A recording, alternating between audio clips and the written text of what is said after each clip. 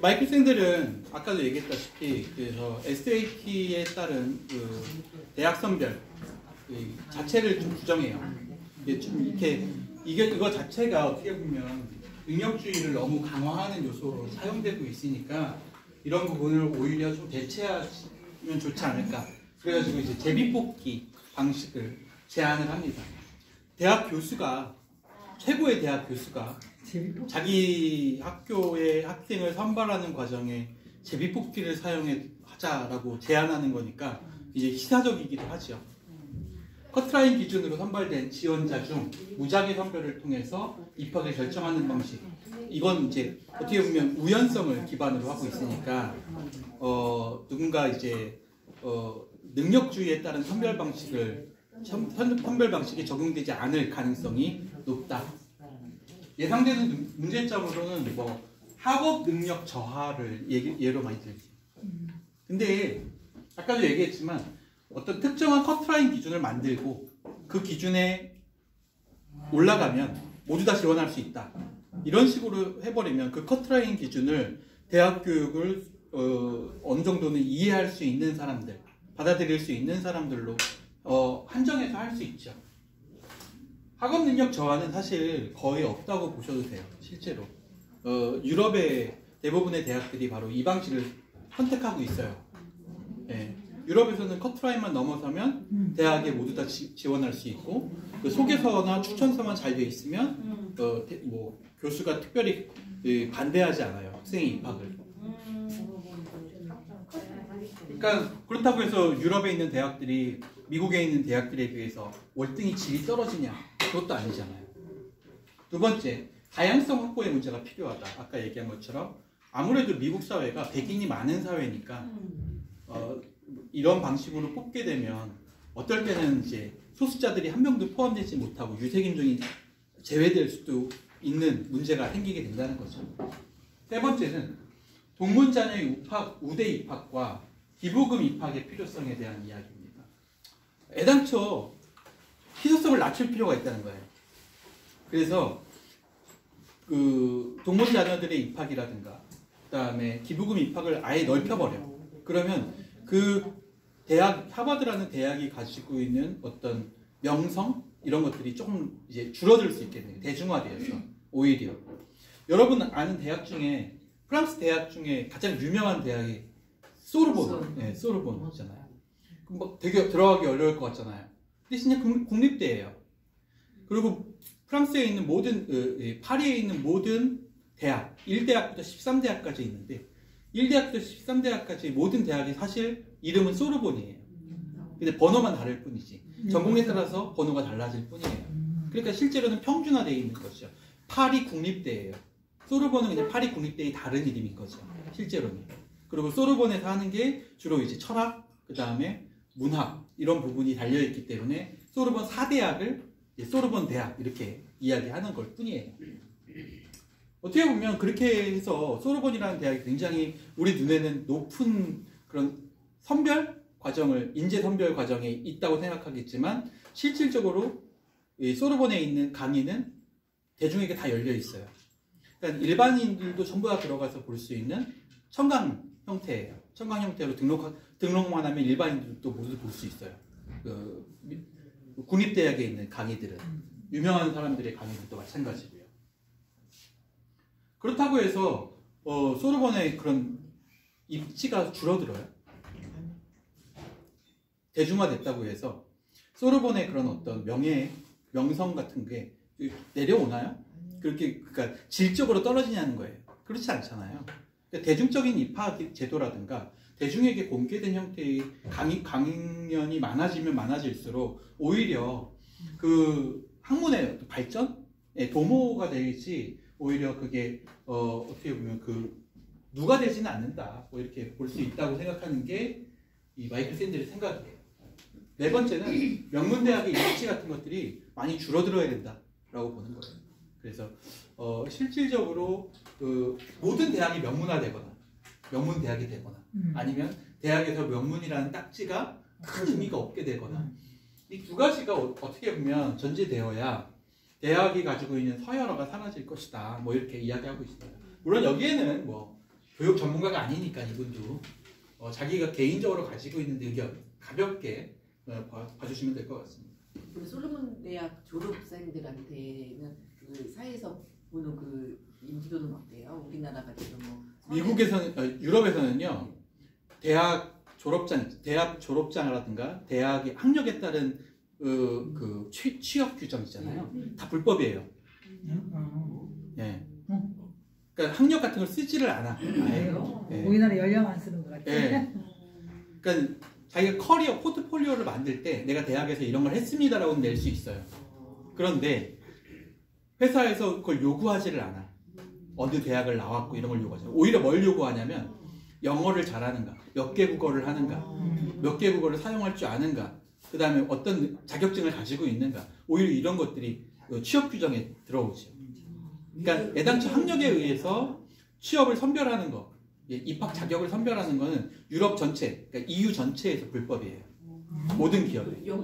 예, 마찬가지예요. 그러면 거기 입시 제도가 없는 거네요. 그렇죠. 그렇지 않죠. 그런 의미에서의 대학이 필요 없는 거죠. 실제로 프랑스는 특정 학위가 특정 직업하고 연결돼 있어요. 그러니까 프랑스에서 대통령이 되려면요, 시행스포라는 대학을 나와야 돼요. 예, 애당초. 그거는 고등학교에서 대학을 가지 않고 고등학교 때 이미 시행스포에 들어가기 위한 준비반에 들어갔다가 거기에서 들어가요. 그러니까 최고 엘리트들 따로 선발돼요. 예, 그러니까 대학은 그런 역할을 하는 게 아니죠. 그래서 그 대학들을 프랑스어로 그랑제콜이라고 불러요. 그랑제콜. 우리가 보는 대학은 유니버시티. 예, 달라요. 이르는 명칭 자체가 달라요. 그래서 우리가 그 프랑스 하면 떠오르는 것 중에 하나가 뭐냐면 그 요리학교 있잖아요. 요리학교. 네, 이 요리학교들도 다 사립이에요. 대학이 아니에요. 네, 그래서 그냥 사립 유니버시티라고 부르죠. 아카데미 이런 식으로 부르고. 네, 그래서 개념 자체가 달라요. 직업을 통해서 아예 이미 고등학교 때 직업이 정해져 버리는 거죠. 대학에 들어간 그랑제골에 들어가는 것. 뭐 엔지니어가 되든 교사가 되든 그다음에 전문 인력이 되든. 의대는요? 의대도 대학이에요. 근데 의대는 졸업하기가 힘들죠. 우리나라처럼 똑같이 의대는 그냥 수업을 듣는다고 대학 의사가 되는 게 아니라 의사 자격 시험을 통과해야지 의사가 돼요. 그러니까 대학에 들어갈 때는 다 무료예요. 그러니까 우리나라 대학생 중에 제 친구 중에 한 명이 2명이 있는 거예요. 2명. 그러니까 한국에서 이제 같이 유학하려고 왔어요. 한 명은 건축과였고 또 한 명은 영문학과였나? 그랬을 거예요. 2명 다 왔어요. 둘 다 뭐 똑똑한 친구들이었어요. 근데 들어와가지고 이제 자기 과로 이제 진학을 할 줄 알았는데 이 둘 다 그걸 알게 된 거야. 여기에서는 이과 문과도 없고 자기가 원한다면 얼마든지 의대도 들어갈 수 있다. 네. 바로 의대로 진학을 하더라고요. 둘 다 졸업을 못했어요. 둘 다 졸업. 한 명은 심지어 고려대학교 출신이었는데도 졸업을 못했어요. 네. 의과대학에서 졸업을 못하잖아요. 그러면 유급을 하면 유급을 2번 하잖아요. 그럼 약학대학으로 내려와요.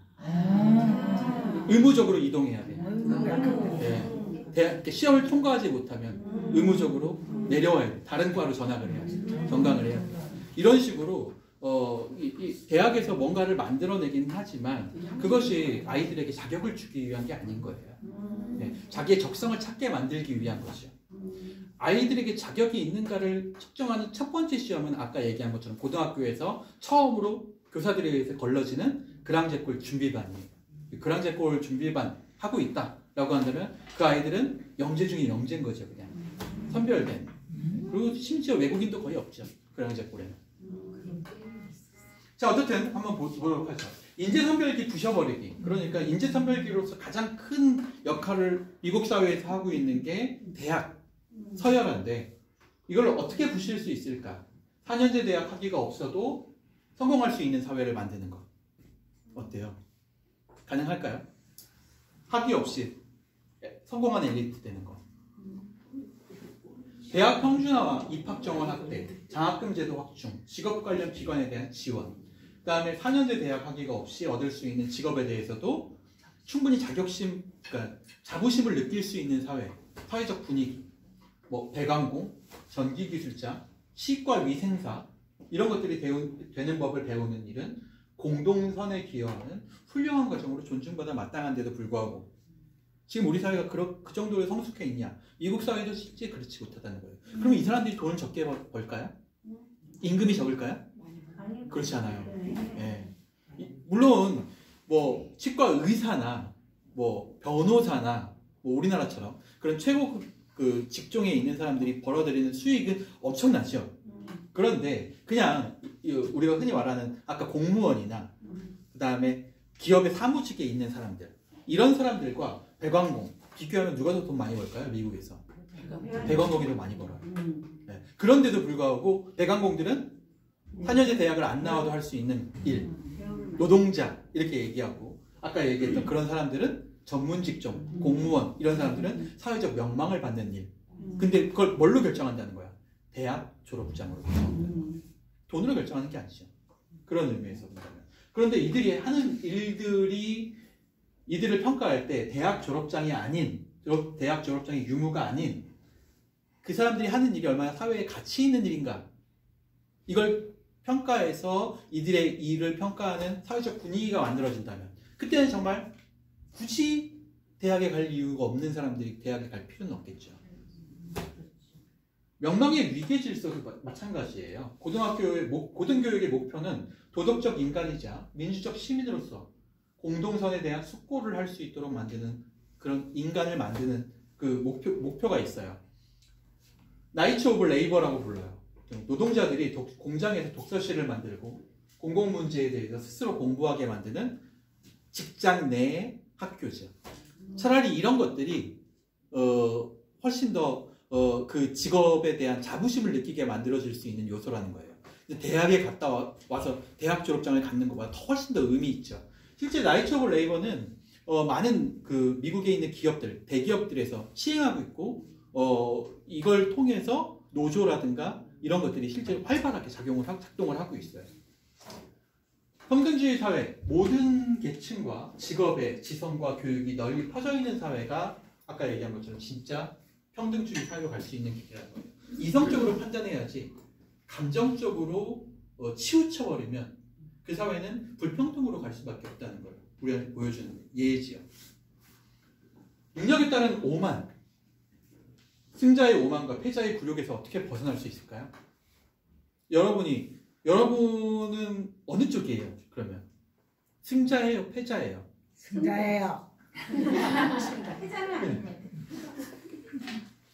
능력주의적 교육에서 감성적 교육으로 전환이 필요하다 이렇게 얘기해요. 그러니까 성적으로 쭉 나열해가지고 아이들에게 대학을 갈 수 있는 커트라인과 대학을 갈 수 없는 아이들을 나누고 학교에서 관리를 별도로 하는 것. 그죠? 우리나라가 그렇게 하고 있잖아요. 근데 이런 형태의 교육은 결국 인재 선별기 역할 뿐이 못한다는 거예요. 그리고 그 인재 선별기는 결과적으로 사회의 불평등을 야기시키죠. 감성적 교육을 하는 게 더 낫지 않냐? 다시 말해서 이 아이가 어디에 적합한 아이고 어떤 능력을 가지고 있는 아이인지 한 명 한 명에게 좀 이성적인 얘기긴 하지만 한 명 한 명에게 관심을 기울이고 그 아이가 그 재능을 충분히 살릴 수 있도록 지원해 주는 것. 뭐 이런 게 어떻게 보면 감성적 교육의 시작이라고 볼 수 있어요. 마지막 장은 일의 존엄성에 대한 이야기예요. 결국 우리 사회가 이 대학 졸업장을 그렇게 열심히 가지려고 하는 이유 중에 하나는 좋은 직장을 구하기 위해서라는 거죠. 스펙 쌓기. 그 이야기는 일마다 차등적인 어떤 위상을 가지고 있기 때문에 발생하는 일이라는 거예요. 일의 존엄성이 하락되기 시작한 건 언제일까? 그러니까 나쁜 일이 만들어지기 시작한 거라고 볼 수 있죠. 나쁜 일. 좋지 않은 일. 1970년대 말 사장과 평사원의 보수 차이가 약 30배였다고 해요. 2014년 약 300배로 증가했어요. 그러니까 사장 기업의 총수가 받는 월급과 그 회사에서 일하고 있는 말단 사원, 평사원. 자본주의 시대에 적은 보수가 의미하는 건 뭘까요? 패자지요. 네, 낮은 가치, 명망이 없다.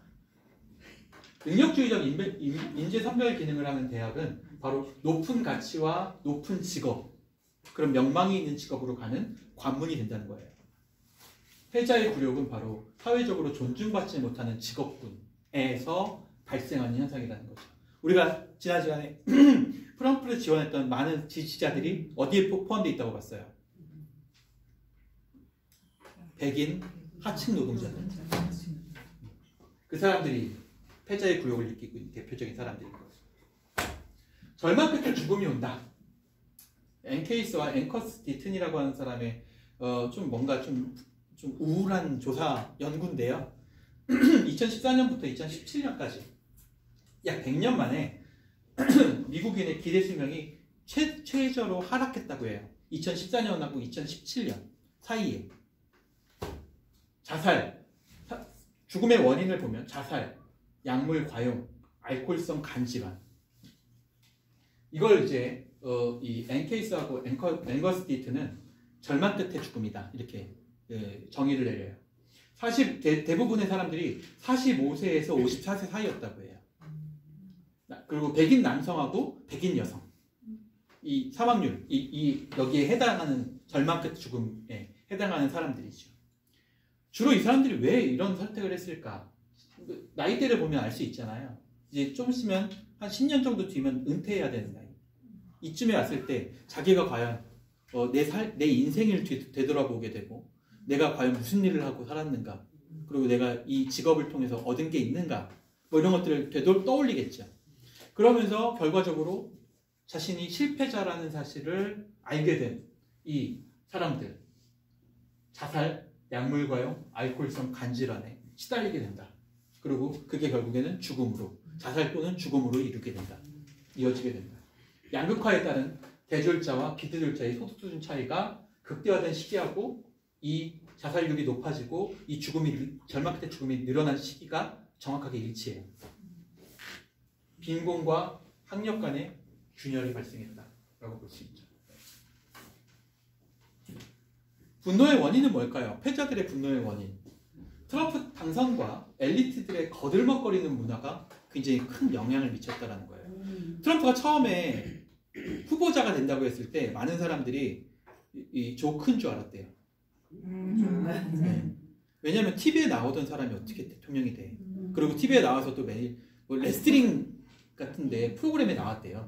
저는 뭐 본 적이 없는데 WWF 같은 레슬링 같은데 이제 구단주로 나와가지고 하고 무슨 리얼리티 프로그램에 뭐 신입사원 고용해가지고 뭐 You Fire 뭐 이런 뭐 유행어도 나고 그랬던 사람이에요. 그러니까 사람들이 봤을 때 사람들에게 엔터테인먼트의 대상이었던 사람이에요. 근데 그런 사람이 갑자기 대통령 후보가 된다고? 그래서 처음엔 다 조크인 줄 알았다는 거예요. 그 조크인 줄 알았다고 얘기했던 사람들이 대부분 다 엘리트예요. 거들먹거리는 민주당 지지자들, 쉽게 말하면 진보주의자들. 야, 저런 사람들이 무슨 대통령을 해? 뭐 이렇게 얘기했던 사람들이죠. 그런데 미디어나 유명인을 통해 나타나는 백인 노동계급에 대한 비하 표현들이 늘어나기 시작해요. 이 시기쯤에 책에 따르면 이런 미디어에 주로 이런 표현들이 들어갔다고 해요. 촌동네 출신이다.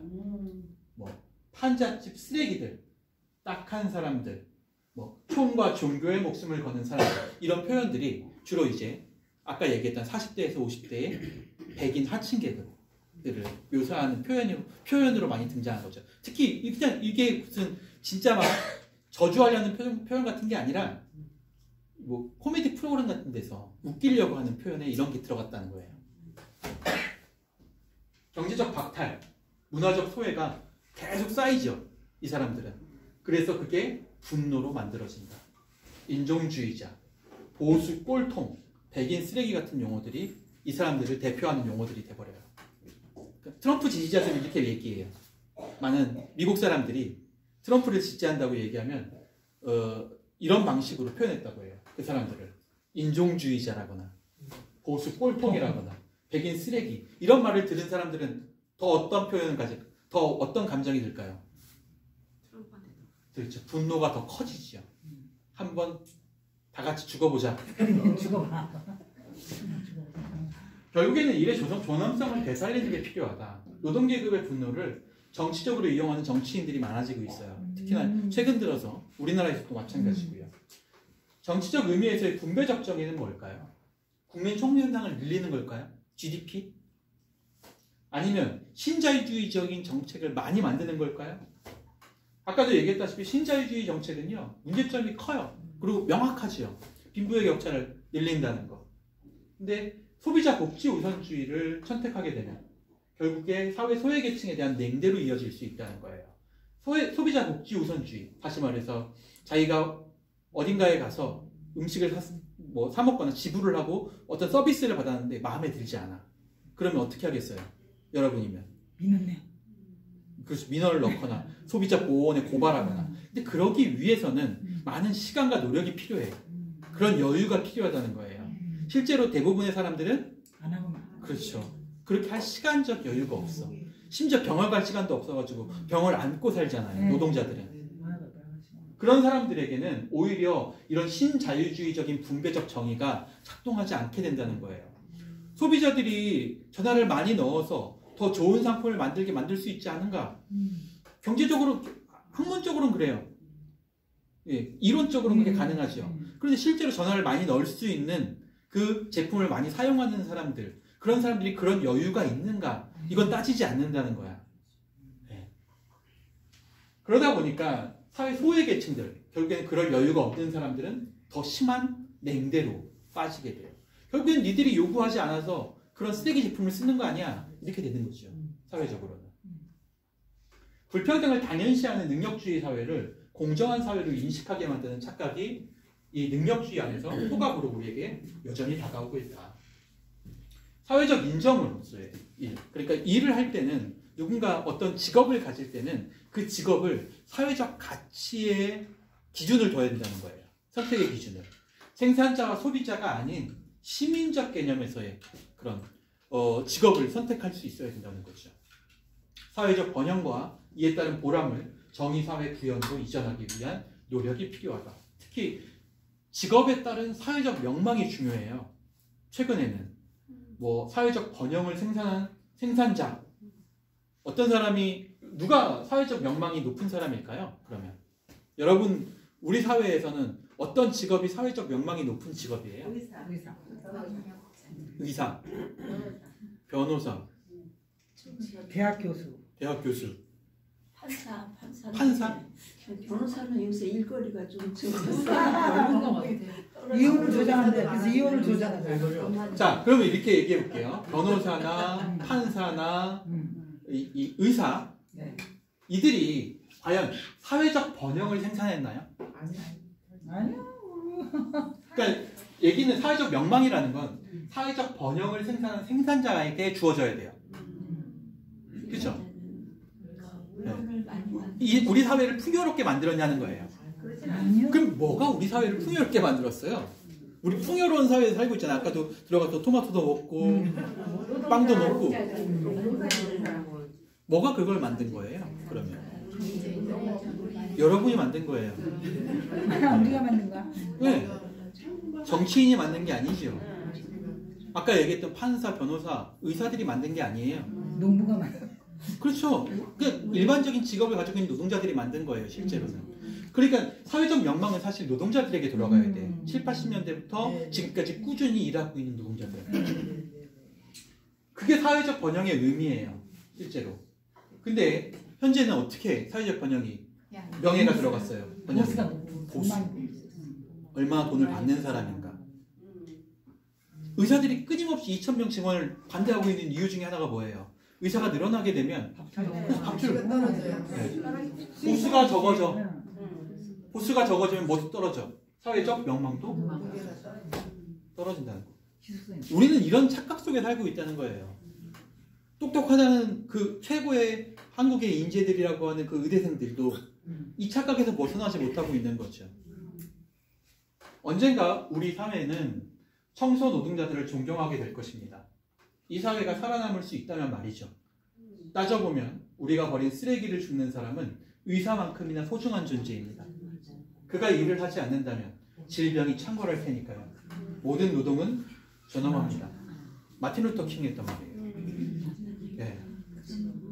지금으로부터 몇 년 전이에요? 80년 전에. 그렇게 됐어요, 근데? 마틴 루터 사후에 우리는 그렇게 됐나요? 그런 사람들의 명망을 존중해주는 사회가 됐나요? 아니요. 마틴 루터 킹의 꿈이 이루어졌나요? 아니요. 기여적 정의라는 게 있어요. 소비에 집중하는 사회는 항상 경제 성장에 집중하죠. 그러니까 우리가 소비할 게 많아지면 많아질수록 그 사회가 풍요롭다고 느끼게 돼 있다는 거예요. 소비자의 복지에 집중하는 사회는 어떤 사회일까요? 그러면 소비자가 좋은 상품을 쓰도록 노력하는 사회, 가치 중립적 목표로 만들어요. 그러다 보니까 수요와 공급의 법칙이 작용하는 사회를 의미하죠. 기여적 정의란 뭐냐? 바로 사회 공동선에 기여하는 사람에게 명망으로 보스가 돌아오는 정의를 의미해요. 사실 저는 여기 동의하지 않지만 이렇게 한번 설명을 해볼게요. 여러분 마이클 샌델의 얘기대로 여러분이 청소 노동자야. 그래서 어느 날 길거리를 봤는데 길거리가 평소보다 더 지저분해. 그래서 안 되겠다 라고 생각해가지고 오늘은 내가 원래는 8시부터 4시까지 일하는 건데 오늘은 8시에 나와서 그날 10시까지 일하자 라고 생각하고 보수는 4시까지만 주는데 밤 10시까지 열심히 일해서 길을 깨끗하게 만들었어요. 자, 보람은 느끼겠죠? 본인으로서. 근데 보수는 똑같아. 거기에 뭐가 더해져야지 이 사람은 자기가 한 일에 대해서 마땅하다고 생각할까요? 시간에 있어. 사람들한테 참 그렇죠. 우리가 그러니까 깨끗해졌네요. 이 마이클 샌델의 얘기대로라면 명망으로 보스가 돌아가야 된다. 쉽게 말해서 그 사람에 대해서 높은 평가를 해주면 된다는 거예요. 예, 덕분에 깨끗해졌어요. 뭐 그런 거죠. 그러니까 입으로 하는 칭찬 같은 것도 마찬가지고, 뭐 사회에서 모범 시민이라는 표창을 준다거나, 뭐 이런 식의 그런 행위만 있어도 기여적 정의가 만들어져. 보수로 정의를 주지 않더라도 그 사람에게 뭐 보수로 일했으니까 한 100만 원 더 줄게 이렇게 얘기하는 게 아니더라도 그 정도만 해줘도 그 사람은 뭘 느껴? 그렇죠. 내가 이 사회에 기여했다. 그리고 그 기여에 대한 보상을 받았구나 라고 느끼면서 자기가 한 일이 그렇죠. 자기가 한 일이 부당노동이라고 느끼지 않는다는 거야. 부당한 노동이라고. 그런 사람들이 많아지면 어떻게 될까요?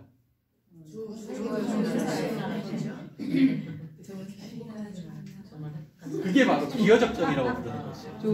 그러니까 돈으로 보상받는 건 당연하다고 느껴지는 거예요.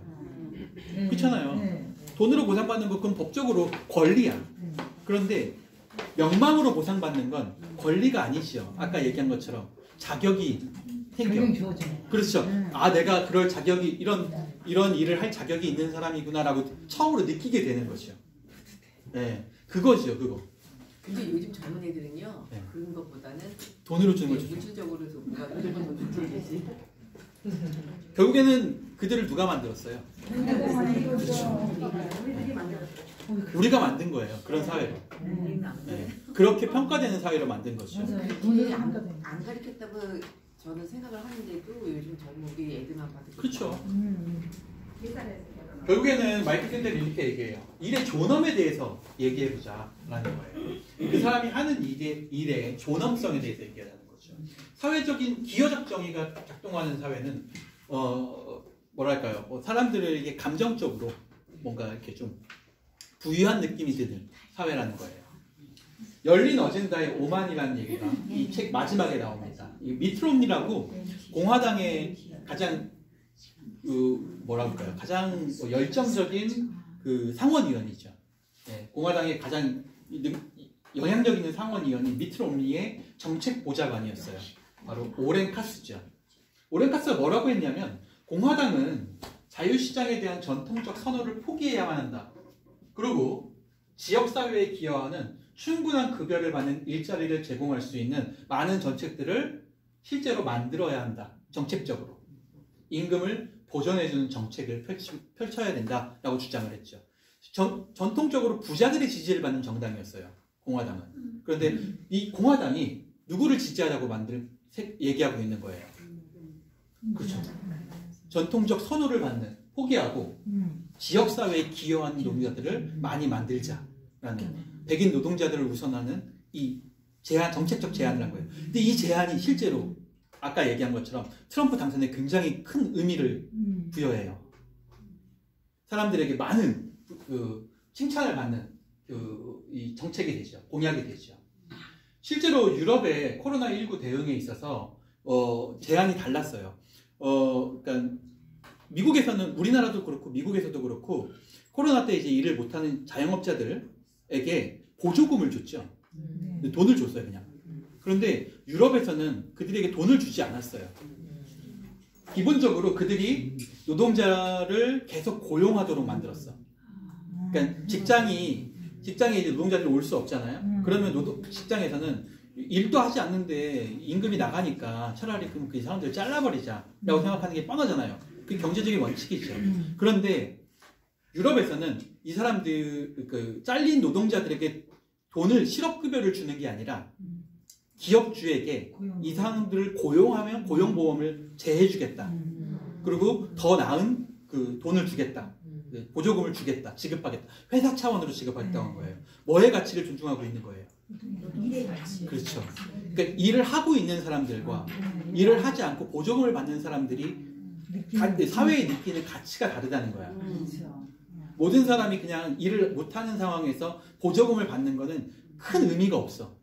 그런데 자기가 직장을 유지하고 있는 상황에서 그 다음에 어쩔 수 없는 상황에 집에서 재택근무를 하거나 일을 좀 줄이게 되는 경우, 이런 경우에 직장이 유지되고 있는 사람이라는 자신의 쓸모, 필요성, 이런 것들을 오히려 유럽에서는 더 중요하게 생각했던 거예요. 가치적으로. 미국의 임금보전, 기업의 노동자 급여의 75에서 90%를 지급해줘 그들이 해고되지 않도록 도와줬다는 거예요. 이게 일에 대해서 느끼는 뭐가 달라? 가치관의 차이가 달라요. 단순히 보수를 받기 위해서 일하는 게 아니야. 일을 한다는 건 개인으로서 사회의 구성원이 되었다는 소속감을 느끼고 또 내가 사회에 세금을 내고 있는 한 주체라는 사실, 책임감을 가지고 있는 공동체의 일원이라는 사실을 확인시켜주는 그런 조건을 제공한다는 거예요. 일이. 단순히 돈을 지급해주는 게 아니죠. 미국의 임금보전 정책을 볼까요? 해고된 사람들에게 실업보험을 통해서 급여를 보전해준다. 일의 존엄성을 확신할 수 있도록 하는 것이 중요하다고 얘기해요. 실제로 개방된 폐쇄를 주장하는 세계화에서는 엘리트의 개방과 노동자들을 폐쇄시키는 것을 핵심으로 하고 있습니다. 쉽게 말하면 능력이 있는 사람들은 국가에 상관없이 알아서 직업을 잘 찾는 사람들이야. 그러니까 그 사람들에게 굳이 신경 쓸 필요 없어.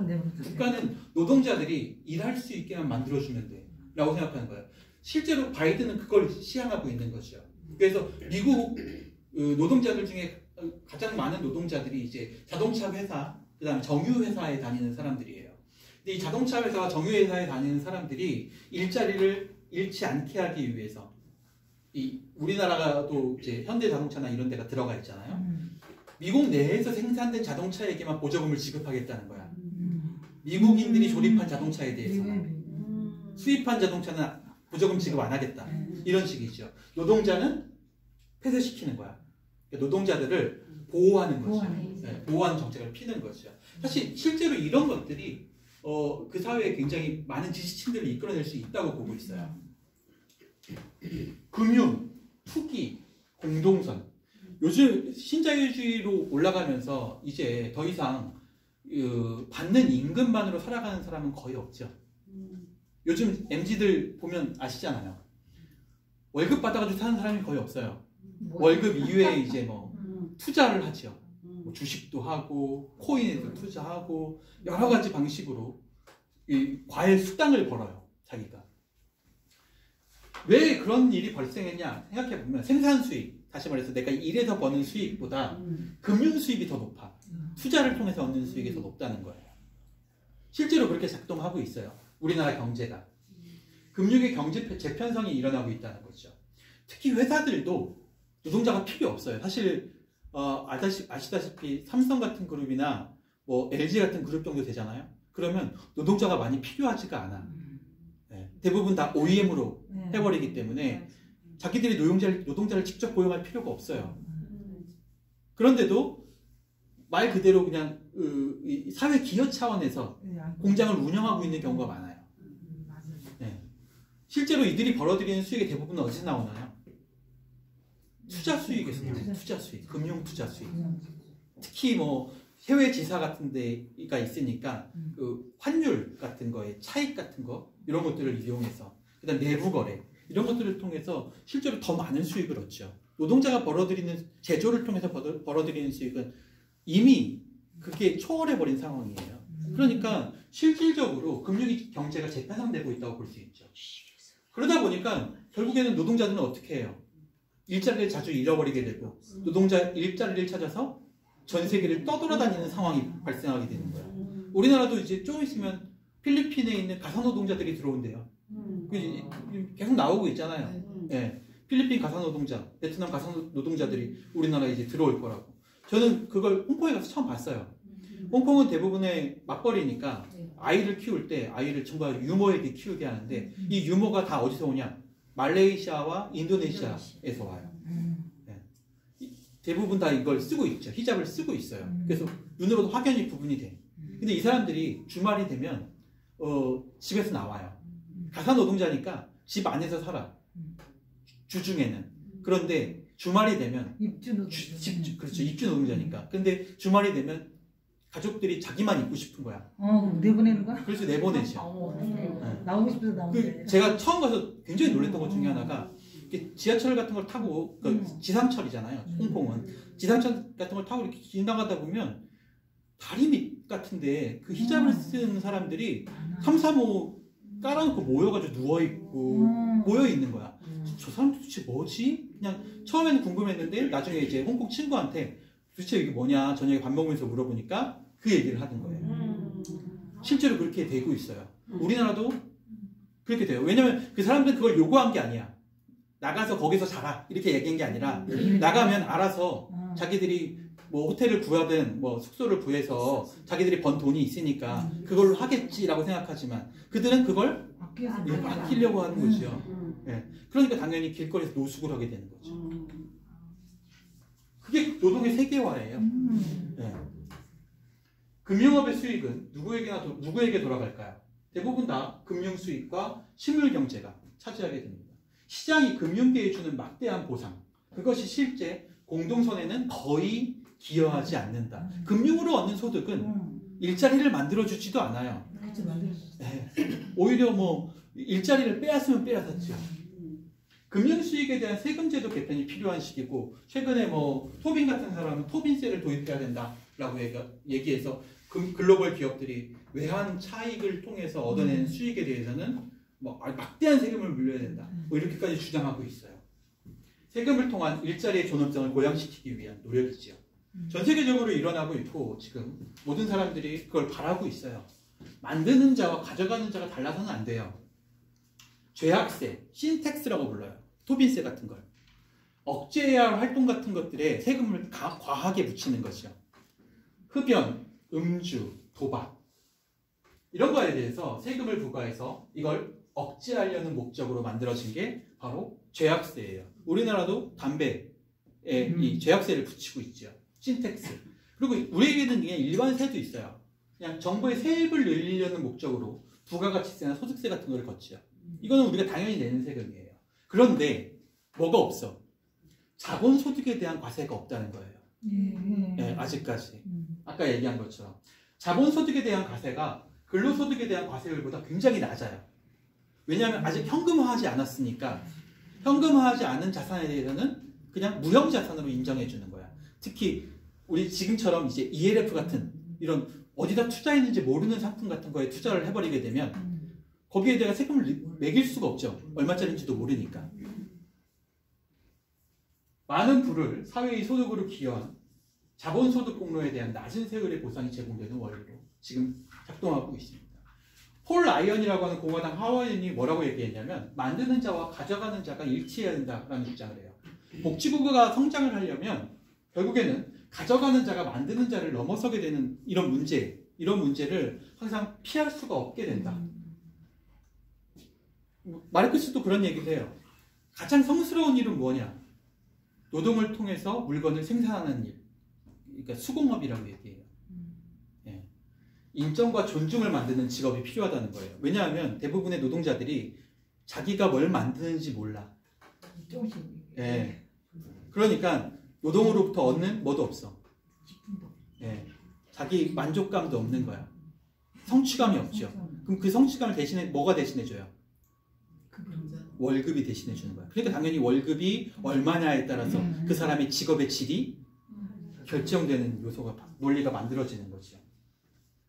인정과 존중을 만들기 위해서는 결국 실물 경제에 기여하며 아까 얘기했던 시민적 기여를 하는 사람들에게 보상이 돌아가는 사회가 이루어져야 된다라는 거예요. 결론이죠. 기회의 평등을 넘어서 우리는 능력주의라든 불평등한 이런 사회에서 조금 더 사회적 이동성이 불평등을 개선할 수 있도록 만들어야 돼요. 사회적 상승에만 집중한다면 패자의 분노가 계속 커질 것이다. 그러니까 계단이라는 게, 사다리라는 게 위로 올라가는 사다리만 있는 건 아니죠. 네, 내려오는 거. 네. 위에 있는 사람을 아래로 내려오게 해주는 것도 사다리예요. 네. 계층 사다리라는 건 그러니까 평준화를 위해서 만들어진 거예요. 높이 있는 사람에게는 내려올 기회를 주고 너무 낮게 있는 사람들에게는 올라갈 기회를 줘서 평준화된 형태를 만들어내는 것이죠. 그러니까 사회적 상승에만 사회적 담론이 집중되게 되면 계속 불평등은 강화되는 효과만 나타난다는 거야. 기회의 평등이 아닌 이제 조건의 평등을 논해야 될 시기다. 그러니까 결과적 평등이죠. 사회적 복지의 필요성을 이야기합니다. 모든 사람이 자신의 잠재력을 발휘하여 뭔가를 최상까지 이뤄낼 수 있는, 그리고 태생이나 지위와 관계없이 자기 자신으로서 남들에게 인정받을 수 있는 사회 질서를 요구하는 게 국가의 기본 원리다. 애덤스가 이야기한 미국의 서사시라는 시에 나오는 내용이에요. 어떻게 보면 이게 미국의 교과서에 나와요. 초등학교 교과서에 나오는 얘기죠. 많은 아이들은 이걸 배워요. 자기가 일한 대로 보상받고 그 보상이 사회적 기여에도 충분히 이루어져서 인정받을 수, 떳떳한 직업으로 인정받을 수 있는 사회. 그런데 실질적으로 이 아이들이 아까 얘기한 것처럼 사회에 나가서 일을 할 때 내가 하고 있는 일에 대한 기여도를 만족으로 받아들일 수 있을까? 항상 뭐는 모자라요. 연봉은 항상 모자라죠. 네. 그래서 최근에 뭐 이런 얘기도 해요. MZ들 이제 좀 있으면 이제 연봉 협상 기간이에요. 연봉 협상 기간이 되면 모든 제 친구 중에 이제 인사를 담당하는 친구가 있는데 항상 이제 연봉 협상 기간이 되면 항상 딜레마에 빠진대요. 그 젊은 친구들이 와서 얘기할 때 자존감이 너무 높아. 네. 그래가지고 항상 더 많은 연봉으로 올라가려고 한다는 거야. 근데 회사 입장에서는 사실 어려운 상황에서 이 사람들을 유지하고 있는 것만으로도 지금 힘들어. 네. 그런 상황에서 딜레마에 빠진다는 거죠. 근데 그걸 안 해주잖아요? 그러면 그 개인들은 어떻게 느끼느냐? 내가 무시당했다 라고 느끼게 되고 더 이상 자기가 하던 일에서 그만큼 효율을 못 낸다는 거야. 민주주의 결론적으로 얘기하는 거는 이 사람들이 자신이 기여도, 효용성을 느끼게 만들어주는 어떤 요소가 필요해요. 민주주의에서는 겸손이 그 핵심을 담당하죠. 부자와 빈자, 당파주의의 분열이 심각한 시기예요. 타협으로 얻어지는 공동성 같은 것들이 지금 뭐 해결적으로 제시되고는 있지만 분열만 일어나잖아요. 우리나라도 지금 양당이 엄청난 싸움 판에 지금 들어가 있는 거 아니겠어요? 아까 이 책에서 줄곧 얘기했던 거, 마이클 영이 이야기했던 승자들이 스스로 자신이 가진 것에 대한 성찰, 승자들의 성찰, 그게 필요하다라고 얘기했는데 다른 표현으로 말하면 그게 겸손이라는 거예요. 내가 얻은 것이 나만의 노력으로 얻은 것이 아니라 이 사회적인 어떤 호응도, 사회적인 어떤 호응이 같이 있었기 때문에 사회적 덕을 봤다. 그걸로 인해서 내가 이 많은 것을 얻었다라고 느끼게 만드는 그런 겸손. 이것이 기반이 되어야만 아까 얘기한 것처럼 자신들이 사회적 기여도를 할 수 있는 기회가 생기게 된다는 거예요. 오만함이 없다면, 그러니까 승자들이 오만하지 않으면 반면에 반대도 없어. 네. 패자들의 굴욕도 없다. 자, 굴욕을 느끼는 사람들이 문제예요? 아니면 승자들이 오만한 게 문제예요? 오만한 게 굴욕을 느끼는 사람들이 더 많잖아요. 사회에. 승자들의 오만함보다. 그러다 보니까 뭐가 더 쉽다는 거예요. 승자들이 겸손해지는 게 더 쉽다는 것이죠. 네, 경제적으로도 그렇잖아요. 그렇죠? 저는 이게 이제 이 책의 마지막 결론이에요. 그러니까 부자들이 좀 겸손해져야 된다. 사회 기여해라. 결론이 항상 전 마이클 샌델을 읽을 때마다 항상 결론이 마음에 들지 않아요. 정의란 무엇인가도 마찬가지고. 그 이유 중에 하나를 곰곰이 생각해보면 그런 것 같아요. 시간이 다 됐는데 너무 늦어서 죄송한데 한마디만 할게요. 마이클 샌델의 문제점은 뭘까요? 마이클 샌델은 왜 사회를 바꿀 수 없을까요?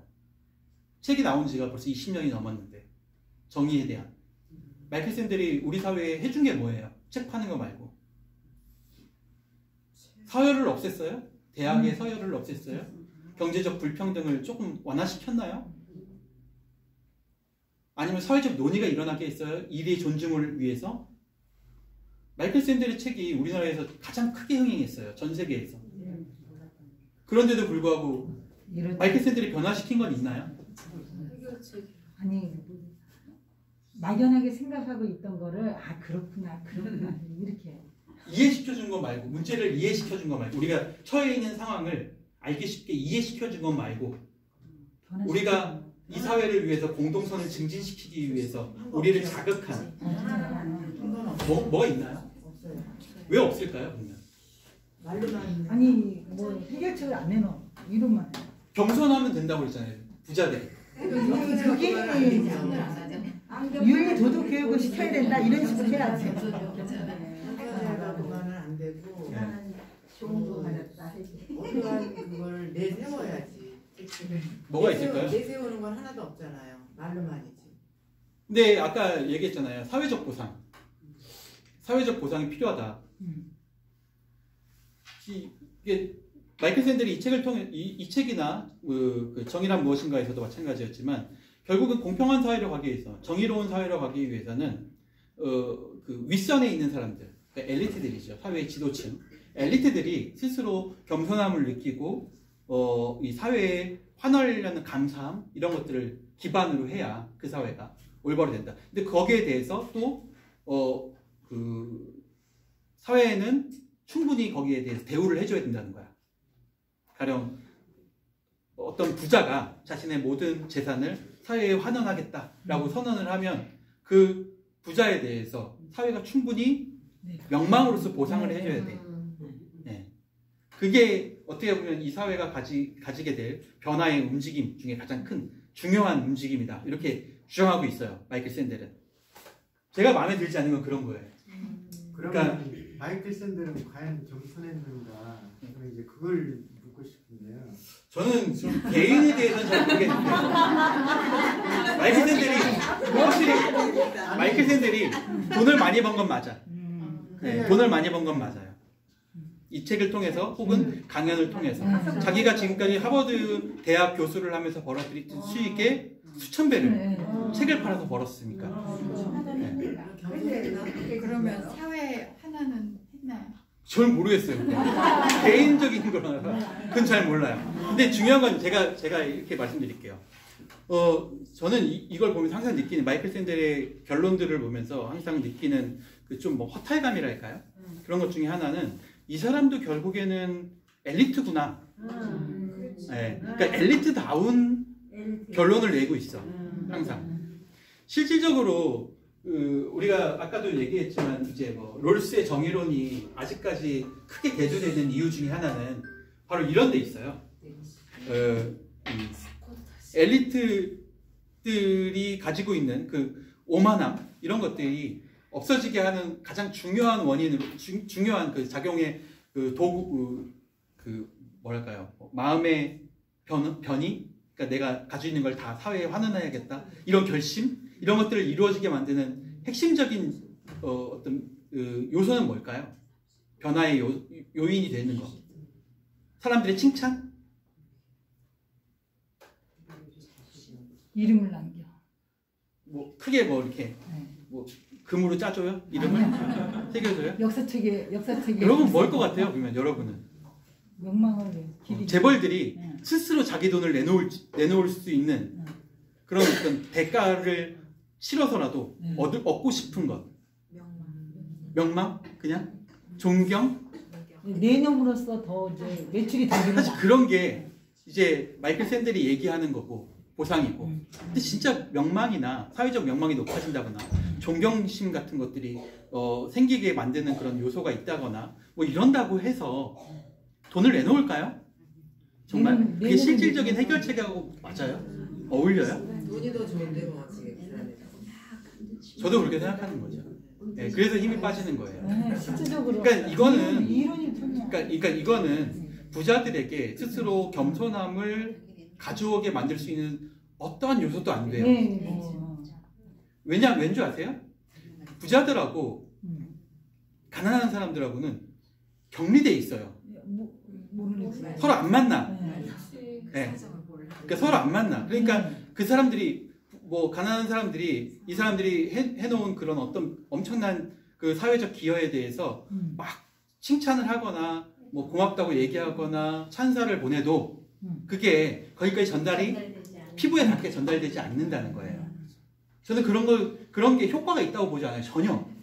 예, 정의란 무엇인가 이것도 그렇고 이거 뭐야 공정하다는 착각 이것도 그렇고 착각하고 있어. 책을 많이 산대요. 근데 끝까지 읽어본 사람은 별로 없다는 거예요. 제목이 멋있어. 우리는 그래도 끝까지 읽었잖아요. 그렇죠? 그러니까 이게 실천적이 아니라서 맞아요. 그러니까 실천을 이게 안 해서 그러니까 엘리트의 머릿속에서 나오는 네. 가장 좋은 해결책이야. 그들만의. 나는 이게 해결책이 잘못되다고 보지는 않아요. 네, 맞아요. 이 해결책을 끌어내는 네, 실천을 그러니까 마이클 샌델에게 이 해결책이 끌어내지기까지 엄청나게 많은 연구나 네. 분석이 있었겠지요. 제가요 네. 사회 문제론 과제를 하고 있는데요. 이제 책을 이제 몇 가지 읽고 난 다음에 이제 과제를 쓰라 그래가지고 제가 빈곤 과정이라는 거 조문영 작가 거를 뭐 딱 읽지는 않고 내가 다른 방법을 해서 과제를 썼지만 그 조문영 작가는요 실천적인 행동을 했어요. 실천적 그러니까는 이 마이클 샌들의 이 저기 공정을 한다는 착각하고 엄청 거의 이론이라든가 이런 건 거의 비슷한데 그 사람은 실천했고 이 사람은 그냥 겸손하라고만 지시만 한 거예요. 이게 차이가 나더라고요. 그러니까 그 실천이 이루어지게 만들 수 있는 요소가 뭘까라고 생각해 보면 저는 사실 그런 거라고 생각해요. 그러니까 눈에 보이는 네. 대가, 돈이 아니라. 그거는 누가 해주기 전에 본인이 어떤 본인이 네, 알아서 해야 되는 거예요. 아니 근데 그렇게 생각하면 변화는 없죠. 본인이 알아서 해야 된다. 또 부자들이 알아서 그렇게 느껴야 된다. 우리나라에 보면은 그 유한양의 유일한 박사. 네. 너무 그 개인의 선함에 그냥 기대는 거지. 그건. 네. 그걸 바라면 너무 안이한 거죠. 만들어야 사회적으로. 그러니까 좀 더 효과적인 방법이 있을까라고 생각해 보면 아까 얘기한 것처럼 실질적으로 눈에 보이는 무언가를 주어야 된다는 거예요. 부자들에게 대가로 주어야 된다는 거죠. 최근에 본 어떤 영화에서 그런 내용이 나오더라고요. 좋은 방법 중에 하나로 생각했는데 하늘에 별이 많잖아요. 그 영화에서는 그런 내용이 있었어요. 한 기업이 그 별을 누군가에게 파는 거야. 그러면 그 판 돈을 그러니까 산 돈이잖아요. 그럼 별에 실제로 투자되는 건 아니니까 그 돈이 나오면 그 돈을 사회에 환원하는 거죠. 근데 그 별의 가치가 엄청 비싸. 뭐 우리 돈으로 하면 막 몇천억 정도 되는 거죠. 그러니까 하나를 살려면 별 하나를 자기 이름으로 살려면 몇천억을 내야 되는 거죠. 근데 그렇게 하면 실질적으로 별 소유권이 주어져. 오리온 자리 같이. 네, 그 사람 그 별에 대한. 저는 그런 눈에 보이는 뭔가 대가가 주어져야 된다고 봐요. 이 사람이 사회적 명망을 받을 수 있는 어떤 행위를 했어. 사회적 기부라든가 엄청난 일을 해서 그 사회에 정말 찬사를 받을 만한 기여를 했다. 기여도가 굉장히 높다라고 한다면 국가에서 아까 얘기한 것처럼 그런 식으로 섬 하나에다가 그 사람의 이름을 붙여준다거나 그렇죠? 그 아까 얘기한 별이나 산에다가 그 사람의 이름을 붙여주는 거죠. 저는 그런 방식이 오히려 이걸 독려할 수 있는 방식이라고 봐요. 실질적인 방식. 근데 마이클 샌델은 그런 거에 대해서는 전혀 얘기할 수가 없어. 그 머리에서는 그게 안 나와. 네. 자기 머릿속에서 중요한 가치는 그런 데다 이름을 붙이는 것보다는 아까 얘기한 것처럼 명예, 명망, 겸손 이런 데에 더 가치가 있다고 보는 명예가 거예요. 더 가치. 물론 엘리트다운 생각이죠. 예, 아리스토텔레스 같은 생각이에요. 실제. 그런데 그게 정말 작동할까라고 생각해보면 저는 이론에만 그친 거예요. 예, 그렇지 않다고 봐요. 아까 얘기한 것처럼 실질적으로 별에다가 재벌의 이름을 붙여주는 거죠. 그래서 사람들도 그렇게 부르고. 예. 별일. 그리고 그 돈을 아까 얘기한 것처럼 그 계층 평준화에 노력을 계속 하면 되죠. 거기다 집어넣어서 관리를 하고. 그렇게 해서 제 생각이 잘못될지는 몰라도 마이클 샌델이나 뭐 리처드 도킨슨 그런 사람들은 그냥 책 장사에 불과하다. 그래도 우리가 한 시대를 살아가는 사람으로서 같은 시대에 살아가는 지식인으로 이렇게 좀 존경하면서 살수 있겠습니다. 어쨌든 오늘 여기까지 하도록 하겠습니다. 다음 주에는 아시다시피